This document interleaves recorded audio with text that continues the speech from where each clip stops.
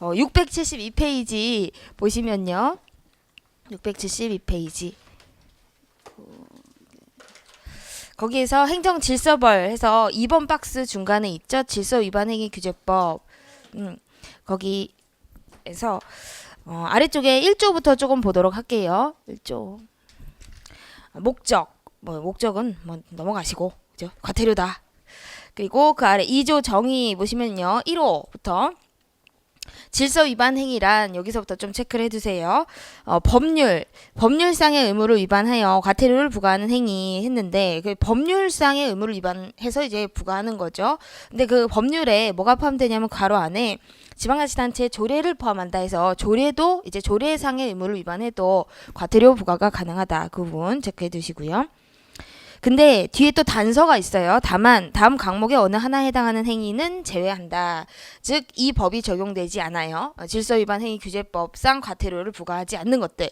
여러분 이 질서위반 행위 규제법은 과태료에 관한 일반법이에요. 일반법이다. 이게 적용되지 않는 것들. 그래서 과목하고 나목을 보시면 사법상 소송법상 의무를 위반해서 과태료를 부과하는 거죠.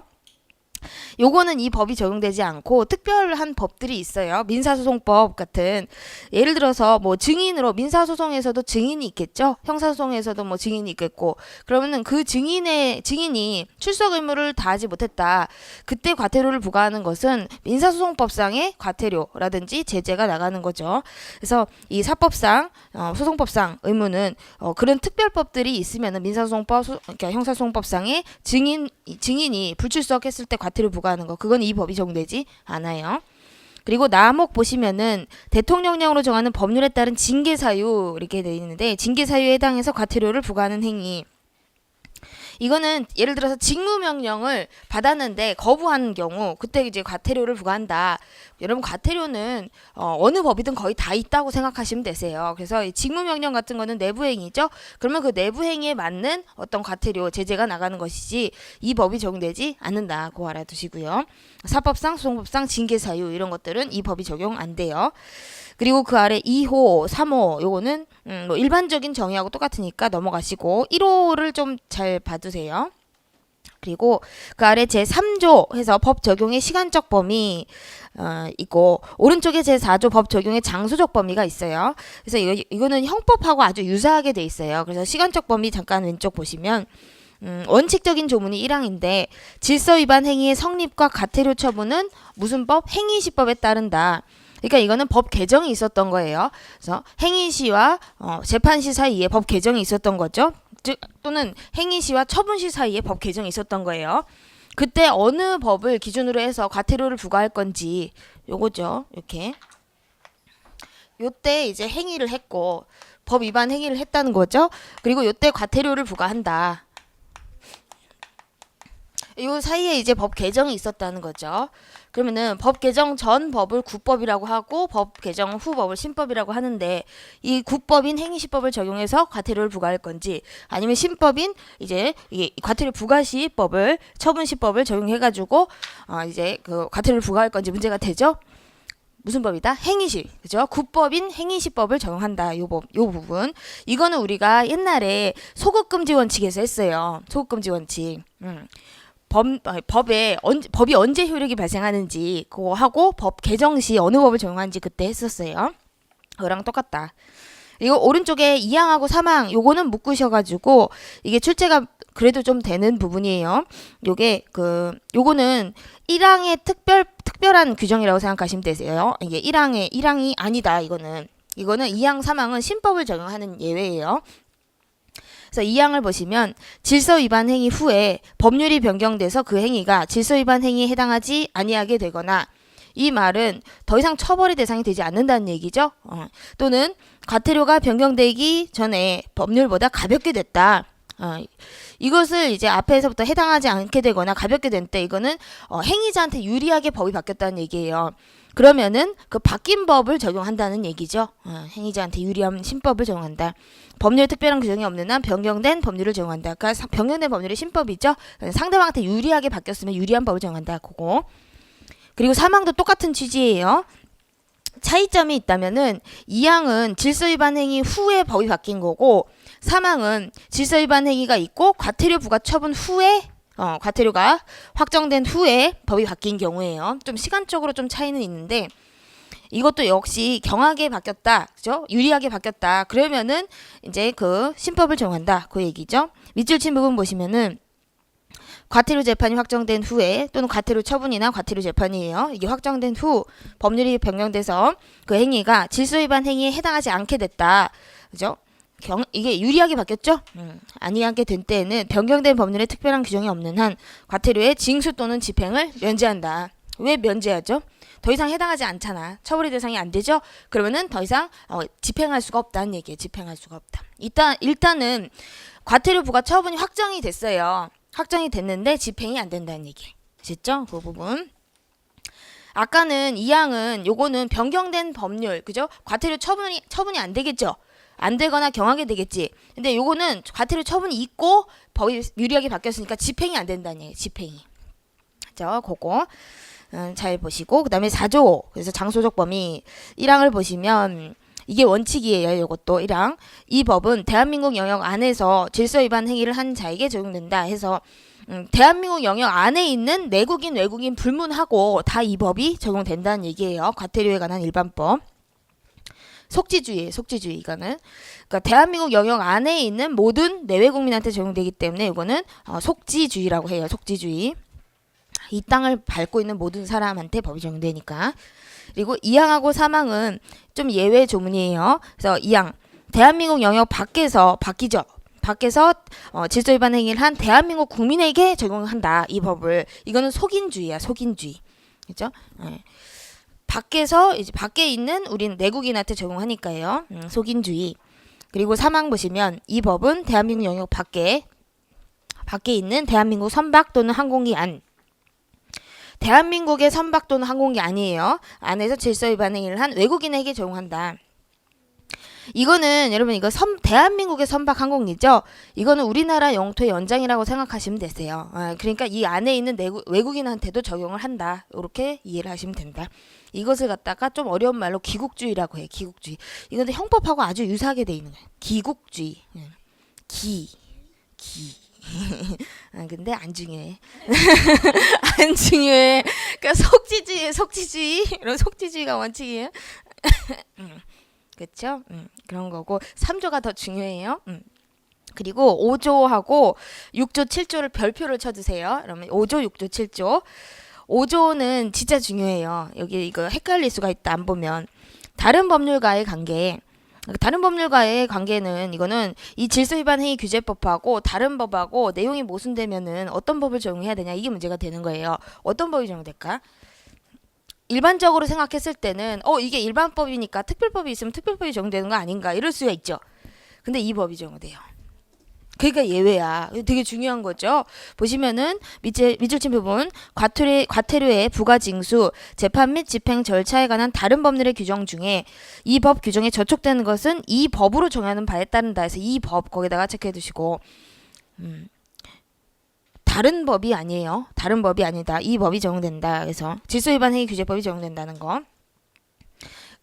과태료는요, 그러면 어떤 법이든 거의 다 있어요. 그러면은 이 질서 위반 행위 규제법이 만들어진 이 법 취지를 생각해 보면은 그 많은 과태료를 좀 통일적으로 규율하자는 취지에서 이 법이 만들어진 거거든요. 그러니까 다른 법하고 이 법이 저촉되면은 이 법이 적용되는 거예요. 이 법이 만들어진 취지가 통일적으로 규율하려는 거기 때문에. 그죠? 그거. 그 다음에 그 아래 6조 질서 위반 행위 법정주의 그리고 7조 고의 또는 과실 이거는 저번 시간에 중요한 부분이라고 말씀드렸는데 6조 질서 위반 행위인지 아닌지는 법에 정해야 한다는 얘기죠. 그래서 뒤에 법률에 따르지 아니하고는 어떤 행위도 질서 위반 행위로 과태료를 부과하지 아니한다. 이 말은 법률에 따르지 아니하고는 이 말은 법적 근거가 반드시 필요하다는 얘기예요. 법률이 없으면은 과태료를 부과하지 아니한다는 거잖아. 그러니까 법의 근거가 법률에 있어야지만 과태료를 부과할 수가 있다는 얘기예요. 반대 해석을 하면. 그리고 제7조 고의 또는 과실. 여러분 6조를 왜 별표를 쳤냐면요. 일반적으로 과태료 하면은 객관적인 법 위반 행위만 있으면은 행위자 뭐 고의 과실 있든 없든 그죠? 부과할 수 있는 거 아닌가 그렇게 생각할 수가 있잖아. 근데 우리 판례가 옛날에 그렇게 봤어요. 근데 이 법이 7년도에 만들어졌거든. 이 법이 만들어지고 난 후에는 이제 이거 판례도 바뀌었죠. 그래서 법률이 꼭 법적 근거가 있어야지만 이제 과태료를 부과할 수가 있다. 제7조도 그런 취지예요. 고의 또는 과실이 없는 질서위반 행위는 과태료를 부과하지 아니한다. 이것도 우리 판례가 옛날에는 이렇게 고의 과실 없어도 된다 이렇게 봤는데 상반되는 입법이 만들어졌다 해서 되게 중요한 부분이에요. 고의 과실이 있어야 과태료 부과한다. 법적 근거 있어야 된다. 이렇게 알아두시고 그다음에 그 제8조 위법성의 착오. 자신의 행위가 위법하지 아니한 것으로 오인하고 행한 질서위반 행위는 그 오인에 정당한 이유가 있는 때에 하나여 과태료를 부과하지 않는다. 그렇겠죠, 여러분? 이게 자신의 행위가 위법하지 않는 것으로 오인했어요. 오인하면 그 사람 처벌 못해? 아니죠. 뭔가 오인은 하는데 오인했고 또 정당한 이유가 있어야 돼. 그래서 정당한 이유가 되게 중요한 부분이에요. 오인에 정당한 이유가 있으면 그때 이게 위법성의 착오가 돼서 이제 처벌하지 못한다 이런 취지예요. 그래서 만약에 이 오인에 정당한 이유가 있는 때 하나요. 이 부분이 빠지잖아, 그죠? 빠지잖아. 그럼 틀린 거예요. 지문에서 만약에 문제가 나왔을 때 그거 알아두시고 정당한 이유 부분, 오인에 정당한 이유가 있어야 된다. 그래야지 과태료를 부과하지 않는다. 그거. 그 다음에 그 제9조 책임 연령. 그래서 책임 연령 이것도 우리 형법하고 똑같다. 만 14세죠? 14세 되지 아니한 자의 질서위반 행위는 과태료를 부과하지 아니한다. 이렇게 돼 있고 이거는 뭐 나올 가능성이 없고요. 제10조도 이것도 나올 가능성이 거의 적어요. 심신장애 넘어가시고 자 5조, 6조, 7조 이 부분 잘 보셔야 돼요. 3조하고 그리고 674페이지 위에 제11조 이렇게 있는데 11조는 양벌 규정하고 아주 유사해요. 여러분 저번 시간에 우리가 양벌 규정을 했어요. 양쪽을 다 처벌한다. 행위자를 처벌하면 이제 법인도 처벌하는 규정 이렇게. 법인의 이제 자기 책임으로 처벌을 하는 거예요. 법인이 감독 의무를 해태했다는 이유로. 그래서 1항을 보시면 법인의 대표자, 법인 또는 개인의 대리인, 사용인, 그 밖의 종업원. 그러니까 법인의 대표자, 대리인, 사용인, 종업원이죠. 행위자가 업무에 관하여 법인 또는 그 개인에게 부과된 법률상 의무를 위반했다. 그렇죠? 법 위반 행위를 했다는 거죠. 그때 법인 또는 그 개인에게 과태료를 부과한다. 지금 누구한테 부과하지? 법인 또는 개인에게 부과하죠. 그 행위자한테 부과한다는 뜻이 아니지 지금. 그래서 이 양벌 규정의 취지 아주 유사한 거예요. 이게.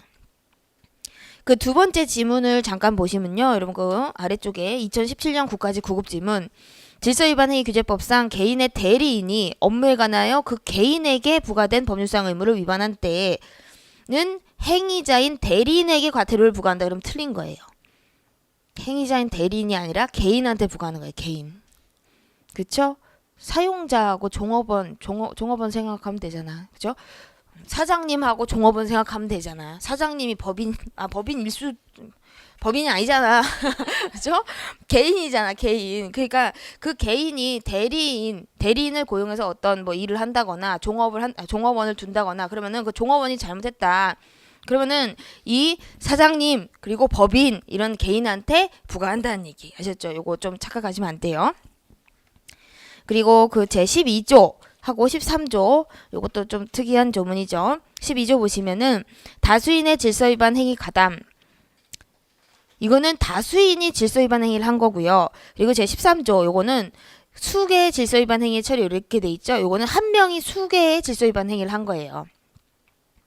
제12조를 보시면은 다수인이 가담한 거는 1항 보시면 2인 이상이 질서위반 행위에 가담한 때는 각자가 질서위반 행위를 한 것으로 본다. 그래서 각자 원칙 1항 원칙 규정 그리고 2항하고 3항하고 묶으시고요. 요거는 형법하고 아주 유사해요. 유사하다. 그래서 2항을 보시면 신분에 의하여 성립하는 질서위반 행위에 신분이 없는 자가 가담한 때에는 신분이 없는 자에 대해서도 질서위반 행위가 성립한다. 거기에 여러분 신분에 의해서 성립에다가 동그라미 치세요. 성립. 요게 도대체 뭐냐? 무슨 말이냐? 예를 들어서 우리 형법하고 아주 유사하다니까 형법을 좀 예를 들게요. 우리 살인죄가 있죠. 살인죄 형법에 살인죄가 있고 신분범으로서 어떤 범죄가 있냐면은 존속살인죄라는 게 있어요. 존속. 그러니까 존속을 살인하면 존속살인죄야. 존속이 아니면은 보통살인죄고 보통 살인, 그냥 살인죄라고 하는 거. 그래서 이 존속살인죄죠. 존속살인죄가 있고 그냥 보통 살인죄가 있는 거예요. 이거는 존속을 살인해야지 존속살인죄가 되는 거예요. 당연히 형이 가중되겠죠. 형이 가중된다. 사형무기 5년 이상, 사형무기 7년 이상. 그죠? 그러니까 이거는 신분범이야. 신분범. 신분으로 인해서 이 사람이 요 범죄로 처벌이 되는 거죠. 신분범이다. 가중적 신분이죠. 더 이제 형이 중해지니까. 근데 지금 요거는 신분에 의해서 성립하는 범죄. 여기에 누가 신분자가 아닌 자가 가담을 했다는 거예요. 그러니까 A라는 사람이 있고 B라는 사람이 있는데 얘네 둘이 친구야. 그죠? 예를 들어서 친구다. 근데 A 다시가 있다. A 다시가 누구다? 존속이야. A의 존속. 그 참 잔인하지만 그냥 이게 생각나서 그죠? 얘가 이렇게 했다는 거예요. 그죠? 그러면 여기는 무슨 죄? 존속살인죄가 성립하겠죠. 존속을 살인했잖아. 그쵸? 근데 알고 보니까 얘 혼자 한 게 아니야. 그 범죄를 친구야 너 내 친구 맞지? 해서 얘랑 얘가 이게 망을 보고 얘가 같이 이렇게 가담을 했다는 거예요. 공모해서. 그래서 얘 공범이야. 공범. 이거 가담을 해서 이렇게 했다는 거야. 그러니까 신분에 의해서 성립하는 범죄, 신분에 의해서 성립하는 범죄에 신분이 아닌 자가 가담을 했으면은 얘는 무슨 죄가 되냐 이거예요.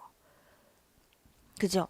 그럼 얘는 일단은 존속살인죄겠죠. A는 당연히 그쵸? 존속을 살인했으니까. 그럼 얘는 뭐지? 얘 뭘까요? 여러분 지금 잘 읽어보세요. 여기 신분에 의해서 성립하는 질서위반 행위에 범죄라고 생각하시면 돼. 질서위반 행위를 신분 없는 자가 가담할 때는 신분이 없는 자에 대해서도 범죄가 성립한다. 무슨 범죄가 성립할까?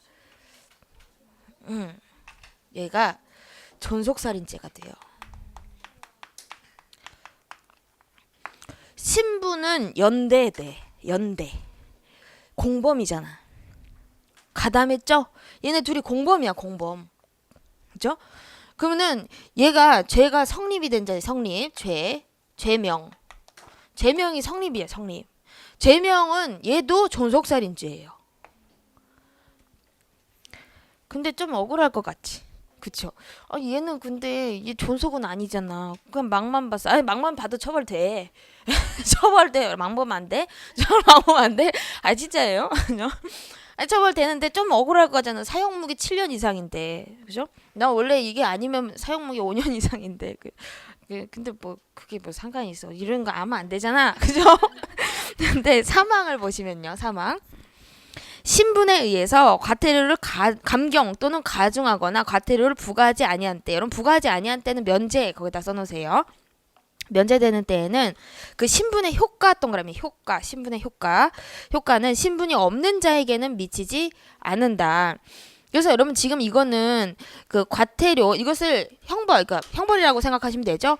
형벌의 감경 가중 그리고 형벌의 면제 사유가 있는 때는 그 효과는 가중 감경 면제 효과는 다른 신분이 없는 자한테는 미치지 않는다 그럴 때 그죠?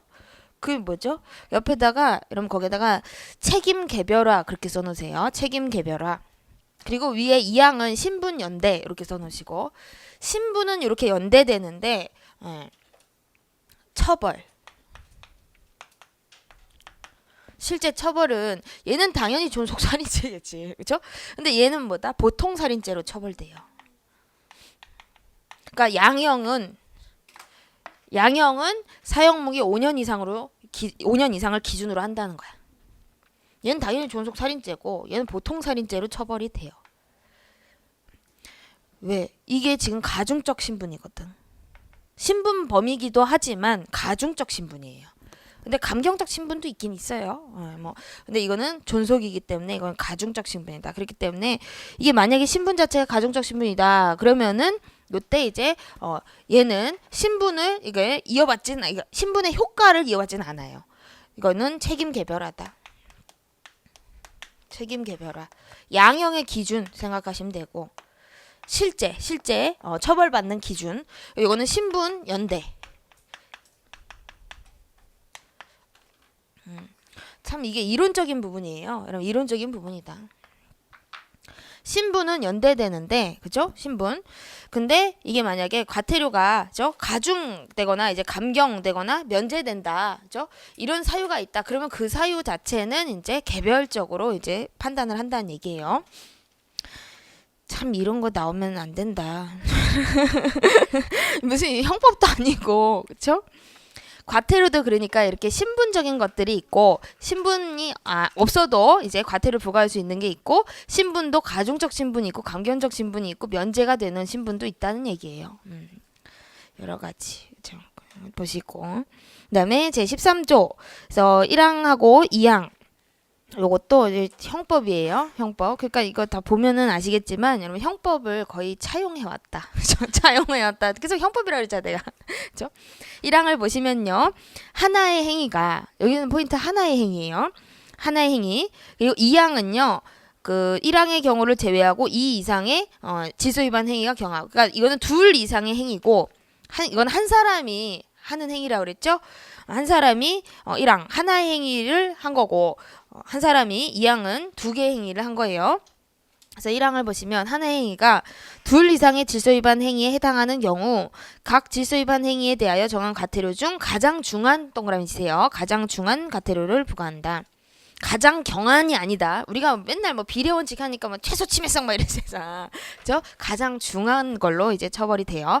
그리고 각각 처벌되는 것도 아니고 가장 중한 거다. 이 얘기는 요런 거죠. 예를 들어서 이건 뭐 어렵지 않은 이게 뭐 도로다, 그죠? 도로인데 여기에 신호등이 있어요. 근데 빨간불이야. 빨간불, 저 빨간불, 빨간 불. 빨간불 맞나? 빨간불. 그리고 여기 최저속도 제한이 이렇게 있는 거예요. 최저속도 제한 뭐 이렇게 100km, 시속 100km, 그죠? 100km 이게 최저속도 제한. 근데 차가 지나가는데 이게 차가 아주 좋은 차야. 차가 이렇게 이렇게 싱 지나갔어요. 근데 얘가 빨강불 플러스 뭐다 시속 200km로 달렸다. 그럼 뭐예요? 하나의 행위가 질서 위반 행위 두 개가 되는 거죠. 그죠? 그런 경우를 생각하면 돼요. 빨강불 이거는 뭐예요? 이건 신호 위반이잖아. 그리고 이건 제한 속도 위반이잖아. 그러니까 과태료가 두 개죠. 근데 이거 하나의 행위로 슝 갔다니까. 엄청 빠른 속도로. 근데 잘 찍혔어요. 잘 찍혔어. 카메라가 잘 찍어가지고. 그래서 이런 경우에는 어떤 가장 중한 과태료를 부과한다. 가장 중한. 최저속도 제한 과태료, 그죠? 최저속도 위반 과태료 또는 이제 신호 위반 과태료 중에 가장 중한 과태료를 부과한다는 얘기예요. 둘 다 각각 부과하는 게 아니에요. 가장 중한 거다. 가장 중한 거. 네, 보시고 그다음에 2항 보시면 요거는 둘 이상의 행위가 있는 거예요. 이때 제 1항의 경우를 제외하고 둘 이상의 질서 위반 행위가 경합하는 경우에는 각 질서 위반 행위에 대해서 정한 과태료를 각각 부과한다. 그래서 각각에다가 체크를 해주세요. 각각. 요거는 행위가 여러 개다. 그렇죠? 뭐 예를 들어 뭐 주차 금지 구역에 차 세우고 거기에다 흡연 금지 써 있는데 거기서 또 내려서 뭘 했다? 담배를 폈다. 그러면 행위가 여러 개잖아. 하나의 행위가 아니죠. 그러니까 주차 금지 구역에 차를 댔잖아요. 그 행위 자체가 잘못된 거고. 그리고 내려서 흡연하지 말라. 금연 구역인데 거기서 또 담배를 폈다. 그러면 두 가지 행위가 있죠. 그러면 각각 다 부과한다는 얘기야. 과태료, 그죠? 과태료 많이 내야 되지? 과태료 많이 내야 된다. 다 부과한다. 근데 그 1항은 가장 중요한 것만 부과한다는 거야. 가장 중요한 거. 아셨죠? 여기 차이가 있어요. 그러면 어떤 게 더 많이 강하게 처벌되는 걸까요? 2항일까 1항일까? 2항이지. 각각 다 부과되잖아. 그쵸? 그러니까 행위가 여러 개면은 더 많이 처벌되는 거야. 그쵸? 알아두시고. 그 다음에 제14조 과태료 산정. 과태료 다음 각 호의 사항을 고려해야 된다 해서 1호부터 4호까지 있는데 3호에 그 질서 위반 행위자의 연령, 재산 상태 같은 것도 이제 고려를 해요. 그럼 재산 상태 알아두시고 그리고 제15조 과태료의 시효. 저번 시간에 저희가 그 숫자 조금 암기를 해야 되는 부분이 있다 그랬어요. 그래서 여기서 1항을 보시면 과태료는 행정청의 과태료 부과 처분이나 법원의 과태료 재판이 확정된 후 5년 동그라미 5년간 징수하지 아니하거나 집행하지 않으면 시효로 인하여 소멸한다. 이거는 여러분 부과가 된 상태죠. 이미 된 상태에서 얘가 돈을 안 내면 빨리빨리 독촉압류 매각청산 해야 되잖아. 돈 안 내니까 강제징수. 근데 그냥 있는 거예요. 그냥 행정청이. 예. 그 경우 5년이 지났다. 그러면 더 이상 징수할 수 없다는 얘기예요. 더 이상 집행할 수가 없다. 그럼 요거하고 5년이 똑같은 게 있어요. 거기서 17조를 잠깐 17조가 아니고 그 아래 19조. 그럼 19조를 잠깐 보시면요. 과태료 부과의 제척기간 요거는 부과가 안 된다는 얘기예요. 아까는 징수가 안 된다는 거고 그러니까 요거는 조금 시간적으로 차이가 있어요. 1항을 보시면 행정청은 질서위반 행위가 종료된 날 그 괄호 안에 다수인이 질서위반 행위에 가담한 경우에는 최종 행위가 종료된 날부터 5년 동그라미 5년이 경과한 경우에는 해당 질서위반 행위에 대해서 과태료를 부과할 수 없다 해서 요거는 법 위반 행위가 종료되고 5년 동안 부과 안 하면 앞으로도 부과 못 한다는 얘기야. 그렇죠? 그래서 요게 좀 차이는 있는데 숫자는 똑같죠. 그렇죠? 이게 뭐 3년으로 되면 틀린 거예요. 아셨죠? 근데 이게 시효라는 것은 소멸시효를 얘기하는 거예요. 소멸시효. 그리고 오른쪽에 제척기간이라는 것은 소멸시효하고 좀 다른데 똑같은 점은 유효기간이라고 생각하시면 돼요. 유효기간. 제척기간 같은 경우는 이게 차이점은 중단이라는 제도가 없어요. 중단시킬 수 없어. 근데 소멸시효 같은 경우는 중단이 가능해요. 중단이 가능하다. 이러면 중단되면은 다시 처음부터 1년 카운트 된다 그랬죠? 그거 그렇게 되는 거야. 근데 부과 같은 경우는 제척기간이기 때문에 요거는 중단이 안 돼. 중단할 수 없다. 그죠? 그런 차이가 있고 그리고 제척기간 같은 경우는 이거는 직권조사 사항이에요. 만약에 법원에서 다투어진다 나중에 직권으로 조사해야 된다. 그죠? 법원이. 근데 시효 같은 경우는 요거는 변론 사항이야. 주장하지 않으면 판단하지 않아요. 주장을 해야 돼. 유리한 자가 유리한 사실을. 그죠? 그거고. 그다음에 이제 16조 위에 절차를 좀 보도록 할게요. 사전통지 및 의견 제출.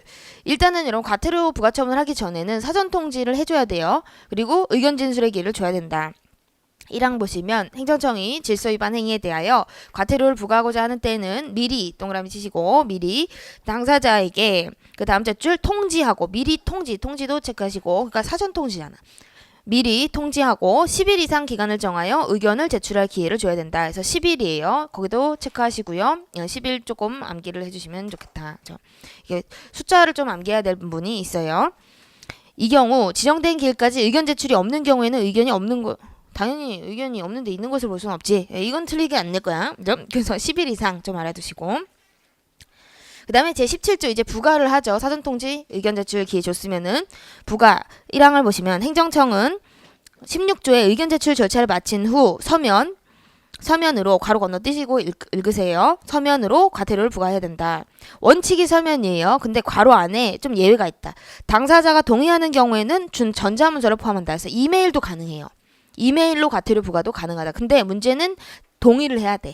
동의가 요건이에요. 동의를 해야지 이메일로 과태료를 부과할 수가 있다. 그리고 이거 17조에 이 아래에 조문이 있는데 이건 새로 들어온 조문이에요. 신용카드로 납부도 가능.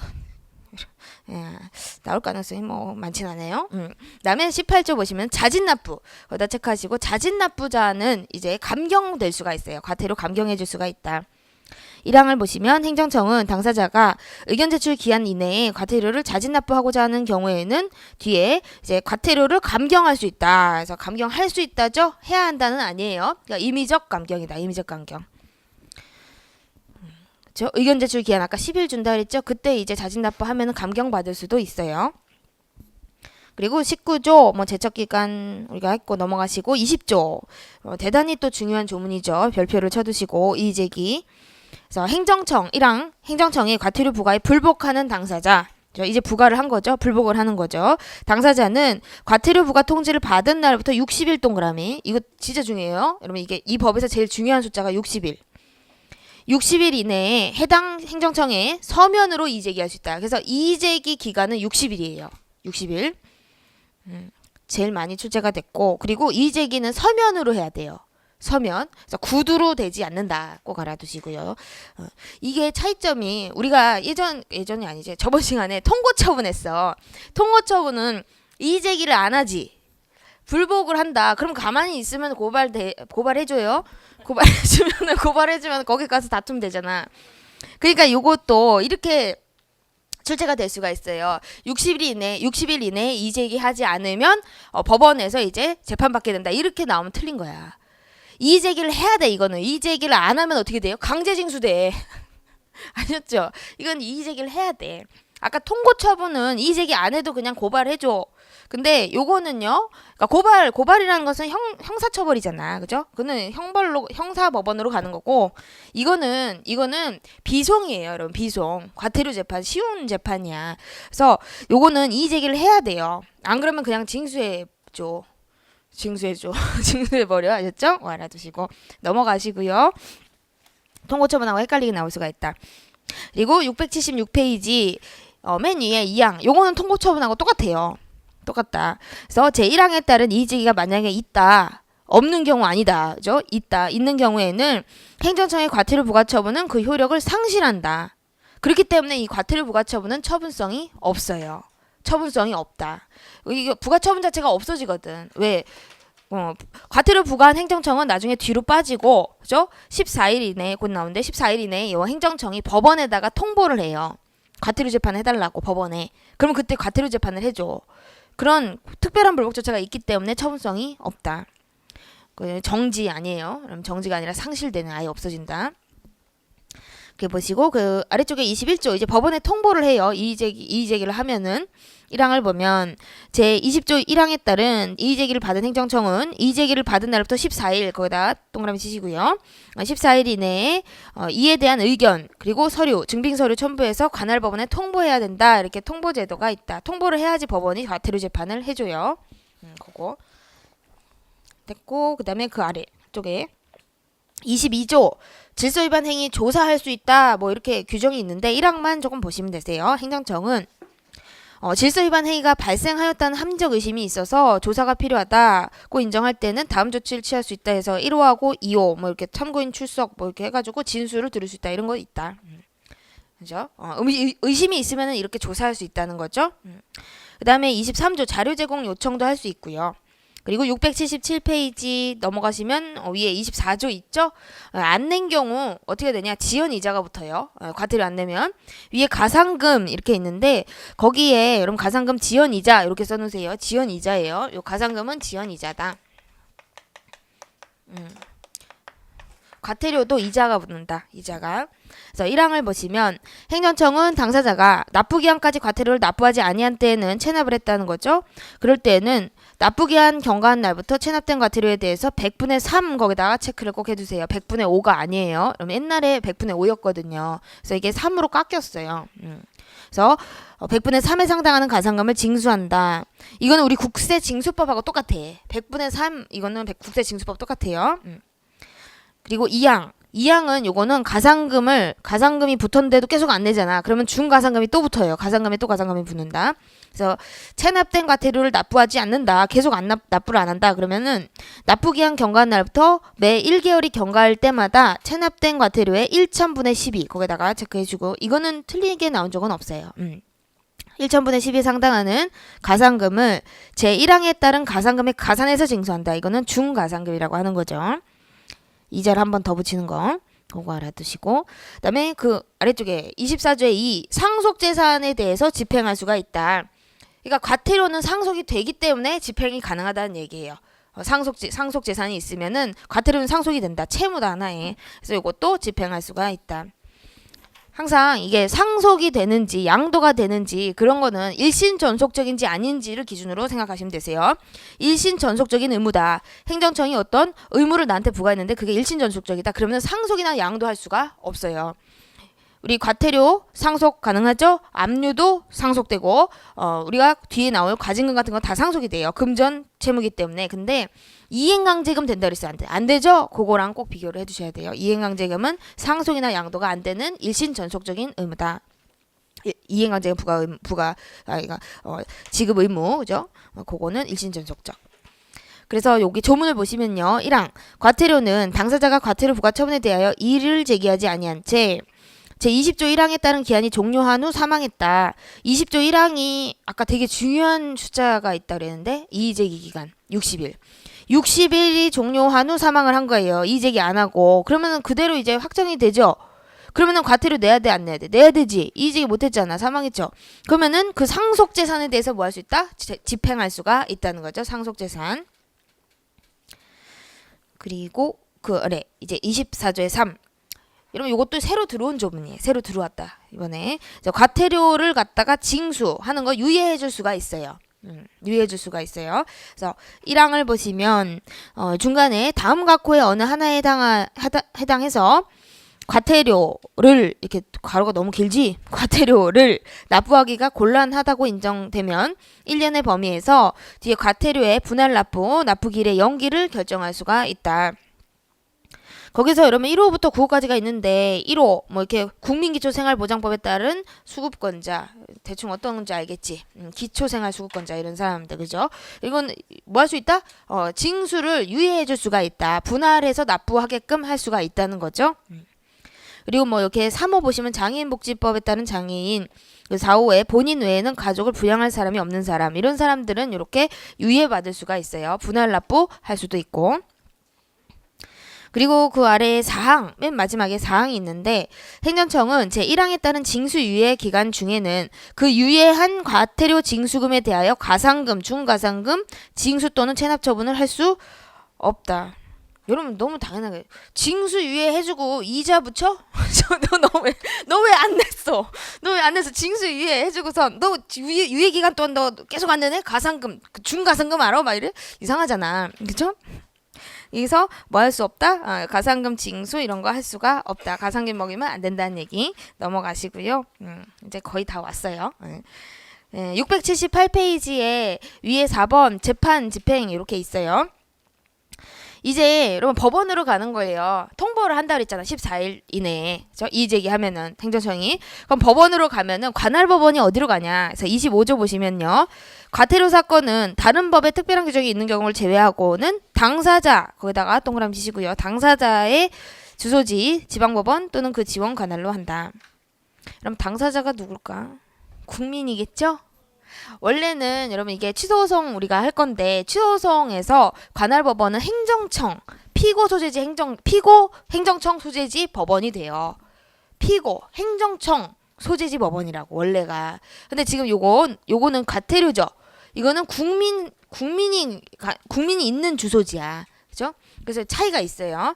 그래서 이게 아래쪽에 2015년 서울시 구급지문에 이렇게 나왔죠. 중간에 좀 뒤에 이제 과태료를 부과한 행정청 소재지 이러면 틀린 거예요.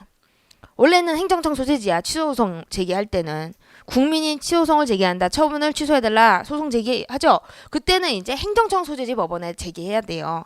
근데 이거 과태료는 당사자 주소지다. 그거 체크를 해두시고요. 그다음에 그 아래 28조 준용 규정. 비송사건 절차법이라는 말이 나와요. 요게 우리 재판이 요거는 비송으로 진행이 돼요. 소송이 아니야. 그러니까 이렇게 우리가 소송은 원피고가 이렇게 있잖아요. 그렇죠? 원피고, 원고, 피고. 원고는 국민이겠고 피고는 행정청이겠죠. 이게 법원 이렇게 있어가지고 원래는 이렇게 당사자 대립 구조야. 얘가 서류 제출하면은 법원이 이렇게 복사 떠서 주면은 얘가 하고 싶은 말 다시 제출하면은 법원이 얘한테 주고 이렇게 뭐 한다? 교환을 한다는 거야. 당사자 대립 구조에 당사자가 이렇게 있다고. 당사자 대립 구조. 이게 뭐냐면 소송이에요. 이런 게 소송인 거야. 소송. 그죠? 근데 비송이라는 것은 이렇게 당사자 대립 구조가 없어요. 그냥 일직선이야. 그러니까 법원이 이렇게 있고 그죠? 당사자가 있는 거죠? 당사자. 법 위반자. 이 사람이 지금 이의제기를 하니까 법원이 직권으로 증거조사를 하는 거예요. 사실조사를 해서 야, 너 과태료 얼마? 딱 이렇게 부과를 하는 거지. 부과. 이게 뭐 핑퐁 요 없잖아. 그죠? 한 명이 없잖아. 얘가 없잖아. 그쵸? 요거는 요런 것을 갖다 이제 그러니까 소송이에요. 비송이라고 하는 거예요. 비송. 소송이 아닌 걸 비송이라고 해요. 이게 한자로 안일 삐자야. 그죠? 그래서 이건 이렇게 당사자 대립 구조가 아니라 이거는 직권주의야. 직권주의. 직권 탐지. 법원이 다 증거 조사를 해요. 여기는 유리한 사람이 유리한 증거를 다 제출을 하는 거고 법원에. 그럼 법원이 얘 말이 맞는지 얘 말이 맞는지 보는 거고, 그죠? 신뢰 가능성에 따라서 이제 좀 재판 결과가 달라지겠죠. 근데 요거는 법원이 알아서 다 조사해 주는 거야. 그래서 요거는 대량 신속 경미한 사건에 대해서 우리 법원이 이렇게 해줘요. 요것을 비송이라고 하는 거예요. 그래서 법원의 심리 절차가 달라요. 완전히 다르지. 요 대립구조 같은 경우는 요 소송 요거는 이제 변론주의예요. 변론주의. 그러니까 얘네 둘이 떠들어야 돼. 법원 앞에서. 법관 앞에서 떠들어야 되고, 여기에서는 얘만 그냥 가만히 있으면 돼. 다 알아서 증거조사 해주죠. 그래서 이게 다른 거야.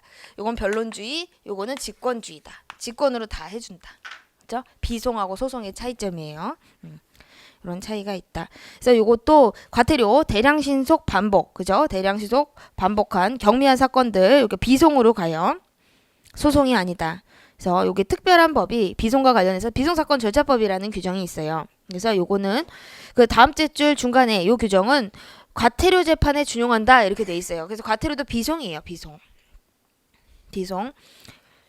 구체적으로 이렇게 어떻게 심리를 하냐. 아래쪽에 쫙 이렇게 나와 있어요. 뭐 신문을 한다. 뭐 31조, 32조 출석 요구를 한다. 법원이 행정청 참여가 필요하면은 이렇게 출석 요구를 하고요. 필요하면 하는 거예요. 필요하면. 그리고 33조 요거는 체크를 해두셔야 돼요. 직권에 의한 사실탐지와 증거조사. 그러니까 직권으로 조사를 하는 거예요. 직권주의야. 직권주의. 변론주의가 원칙이고 뭐 직권주의가 가미돼 있고 이런 게 아니고 직권주의야. 직권주의. 보시고 그다음에 679페이지에 위에 제 36조 재판 이렇게 있는데 이랑 과태료 재판은 이유를 붙인 결정으로서 한다. 이런 판결이 아니에요. 결정이다. 우리가 법원이 하는 재판의 종류는 판결이라는 게 있고 결정이라는 게 있고 명령이라는 게 있어요. 그 중에서 이제 판결은 되게 중요한 사항에 대해서 판결의 형식으로 하고요. 그리고 요 결정의 형식으로 하는 것은 부수적인 것들은 이렇게 결정의 형식으로 해요. 그래서 불복은 항고, 재항고 이렇게 한다. 항고, 재항고. 그래서 그 아래쪽에 제 38조 항고 이렇게 있죠. 1항 보시면 당사자와 검사는 과태료 재판이 나온 거예요. 이 재판에 대하여 즉시 항고할 수 있다. 이 재판이 결정의 형식으로 하기 때문에 결정은 항고, 재항고로 간다. 즉시 항고. 이 경우 즉시 항고는 집행정지 효력이 있다. 만약에 이렇게 당사자가 과태료 재판 이건 못마땅하다. 그러면은 이거 즉시 항고하면 된다는 얘기죠. 즉시 항고하면은 강제징수 당해요, 안 당해요? 안 당해요. 왜? 집행이 정지되니까. 집행이 정지된다. 그 부분 보시면 되고. 그리고 그 아래 42조 과태료 재판의 집행해서 집행은 누가냐? 검사가 해요. 1항 보시면 과태료 재판은 검사의 명령으로서 집행을 한다. 판사가 아니다. 검사. 과태료 받아내는 거를 얘기하는 거죠. 이 경우 그 명령은 집행력 있는 집행 권한과 동일한 효력이 있다. 그래서 판결과 동일한 효력이 있다. 그렇게 보시면 되고. 그리고 그 2항을 보시면은 과태료 재판 집행 절차는 민사집행법 뒤에 국세 또는 지방세 체납 처분의 예에 따른다 해서 체납 처분이란 말이 있어요. 이건 강제징수 된다는 거야. 강제징수. 그렇죠? 독촉압류 매각 청산. 그러면 이렇게 과태료 재판 집행 검사가 하는데요. 검사가 이런 거 대량 신속 너무 많잖아. 그러니까 이거 하면 안 되지. 범죄인 잡아야 되잖아. 그죠? 그래서 마지막 조문에 위탁이라는 게 있어요. 그래서 집행을 갖다가 위탁할 수가 있어요. 검사가. 그래서 1항을 보면 검사는 과태료를 최초 부과한 행정청에 대하여 과태료 재판의 집행을 위탁할 수가 있다. 최초 부과한 행정청에 대해서 위탁할 수가 있고요. 위탁을 받은 행정청은 국세 또는 지방세 체납처분 또 나왔죠? 체납처분 강제징수한다는 얘기죠. 체납처분의 예에 따라 집행한다. 그러니까 항상 이게 체납처분 나오면 강제징수를 생각하셔야 돼요.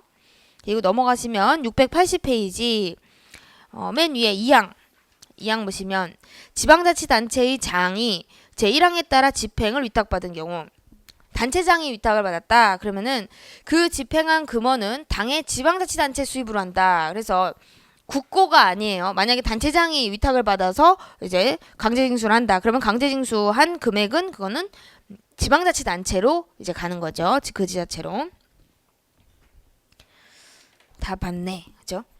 그 맨 아래 5번 보칙 요거는요. 과태료의 실효성 확보수단이에요. 실효성 확보수단.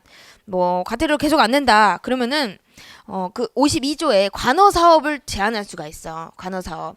그러니까 관이 허가한 사업을 제한한다는 거죠. 영업을 그 사람이 하는 영업을 갖다가 뭐 할 수 있다? 정지하거나 취소하거나 그럴 수가 있어요. 그래서 거기 1항을 보시면 행정청은 허가, 인가 뭐 이런 것들 허가 등을 요하는 사업을 경영하는 자로서 다음 각호 모두에 해당하는 체납자에 대하여는 그 사람이 하는 사업의 정지 또는 허가 등을 이제 취소할 수가 있다. 그래서 정지 또는 취소할 수 있다. 이런 것들. 영업을 이렇게 할 수가 있고. 그다음에 옆에 이제 53조 신용 정보의 제공. 요것도 이제 과태료 안 내면 이런 거 할 수가 있어요. 1항 보시면 행정청은 과태료 징수 또는 공익 목적을 위하여 필요한 경우 미처진 부분 신용정보 집중기간 요청에 따라 체납 또는 결손 처분 자료를 제공할 수가 있다. 만약에 여러분 요것을 안 주면 주면 어떻게 될까요? 신용정보회사에 이렇게 주면은 신용도 떨어지겠지.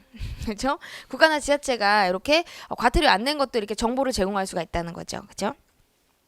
그다음에 54조 보시면 아래 고액 상습 체납자에 대한 제재 과태료 1항을 보시면 법원은 검사의 청구에 따라 결정으로 30일 범위에서 과태료 납부가 있을 때까지 뒤에 체납자를 감치에 처할 수 있다. 감치가 뭐죠? 여러분 감치? 유치장, 구치소 그런데 뭐 한다? 가두는 거야. 이런 참 그런 거죠. 30일이에요. 한 달. 이때 가둬둘 수가 있다. 밥은 주겠지. 가도 낼 때까지 그죠? 이렇게 하는 거죠. 그리고 그 아래 제 55조 요거는 자동차 관련 과태료를 안 냈다. 그러면은 뒤에 자동차 등록 번호판을 영치해 가는 거예요. 떼간다. 차 못 끌고 다니게. 그죠? 요런 것도 있다. 이 정도 보시면 되세요. 넘어가시고요. 그럼 이제 682페이지 끝났어요. 끝났는데 우리 행정질서벌의 특징 그 아래 있죠? 그거 조금 보고 좀 쉬도록 할게요. 682페이지에 우리가 저번 시간에 했던 거 1번 고의과실 필요하다는 거. 그죠? 지금 필요하다. 마지막 판례 요거 옛날 그 괄호 안에 제목에 질서위반행위 규제법 제정 전에는요 우리 판례가 고의과실 필요 없다 그랬어요. 필요 없다 그랬다. 근데 우리가 법이 그렇게 바뀌었잖아. 법이 만들어졌잖아. 그러니까 요거 우리 판례가 지금은 오른쪽에 위에 판례 현행 질서위반 행위 규제법상 과태료 부과 시에는 고의과실 여부를 살펴야 한다 해서 질서위반 행위 규제법 제정 후에는 입장을 바꿨어요. 법이 당연히 만들어졌으니까 그럴 수밖에 없죠. 그리고 그 아래 이제 2번 과태료 재판 우리가 조문으로 봤던 거 양가로 2번에 과태료 재판의 경우 법원은 직권 증거조사 할 수 있다. 이 정도 체크해 두시면 된다. 그다음에 넘어가시고요. 그다음에 684페이지에 위에 4번 박스 구제 방법 과태료 구제 방법 우리가 앞에서 다 했죠? 이의제기해서 뭐 이렇게 다투면 된다. 그죠? 구제 방법. 근데 여러분 주의하실 거는 항고소송 제기 가능해요? 안 돼요? 비송도 가능하고 항고소송도 가능해? 아니지. 그죠? 특별한 불복절차가 있으면 글로 가는 것이지 항고소송은 안 돼요. 행정소송 제기할 수 없죠? 네, 그 부분 1번에 거기에서 그 첫 번째 줄 보시면 과태료 부과에 대해서 일반적으로 질서위반 행위 규제법이 적용되므로 뒤에 과태료 부과 처분에 대해 불복 이의가 있을 때에는 법원은 비송사건 절차법에 따라 재판을 한다. 따라서 과태료 부과 처분은 행정소송의 대상이 되는 처분이 아니에요. 아셨죠? 이거 행정소송 못 가. 각하야 각하. 아셨죠? 꼭 알아두시고.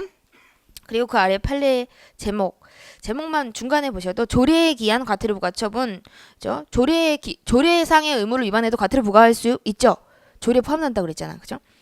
이때 부과 처분은 처분성이 있어요, 없어요? 없죠. 과태료 부과 처분은 그건 처분이 아니에요. 그러면 이거 비송으로 간다, 그죠? 그 정도. 이렇게 보시고 그다음에 그 아래 5번 박스 이제 형벌과 질서벌의 병가 가능성. 병가할 수 있을까요? 여러분, 그러니까 둘 다 이제 부과할 수가 있느냐? 그게 병가예요. 부과할 수 있을까? 할 수 있다. 그럼 병가 안 된다는 거 없다. 참고로 다 병가 가능해요. 우리 시험에서 병가 가능하다. 왜? 이 형벌하고 질서벌하고는 법적 성질이 다르다고 봐요. 그렇기 때문에 이게 각각 다 부과할 수가 있다. 그리고 구체적으로 보면은 형벌을 부과하게 된 원인과 질서벌을 부과하게 된 원인, 그 원인 되는 행위가 각각 달라요. 그러니까 잘못된 행위가 여러 개야. 그러면 각각에 대해서 다 부과할 수가 있다는 거죠.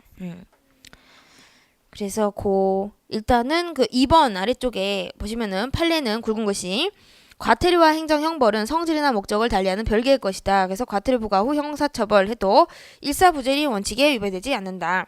일사부재리가 뭐죠? 한 번 판단하면은 더 이상 판단 안 한다는 얘기예요. 한 번 판단했기 때문에. 또 한 번 처벌하면 더 이상 처벌하지 않는다는 얘기예요. 처벌했잖아. 그쵸? 전제는 뭐다? 동일한 행위에 대해서. 동일한 행위. 그죠? 동일한 행위에 대해서 한 번 심리에서 처벌을 하면은 더 이상 동일한 행위에 대해서 또 처벌하지 않는다는 얘기지. 일사부재리. 원칙 위배가 안 된다. 각각 별개이기 때문에. 별개. 아시죠? 동일한 행위가 아니라는 거야. 동일한 행위가. 그 옆에 이제 685페이지에 중간에 그 판례가 있어요. 무허가 건축 행위. 무허가 건축 행위 거기다 체크를 해주세요. 요 행위에다가 체크해주세요. 행위에 대한 형벌. 행정형벌과 시정명령 위반 행위. 여기도 행위에다 체크를 하시고 행위에 대한 과태료 부과. 이러면 행위가 똑같아 달라요. 다르지. 그러니까 이거 다 이제 행정형벌 과태료 부과 가능해요, 안 해요? 다 부과 가능하다는 거죠. 이중 처벌에 해당하지 않는다. 이중 처벌이라는 것은 동일한 행위에 대해서 계속 처벌하지 말라는 거잖아. 이중 처벌, 그렇죠? 그 얘기. 그래서 거기다가 여러분 다른 행위다 이렇게 또 써놓으시고 다른 행위다라는 말이 좀 어려운 말로 무슨 말 뭐라고 하냐면은 기본적 사실관계. 동일성이 없다. 이렇게 표현을 해요. 되게 말이 어렵죠? 다른 행위.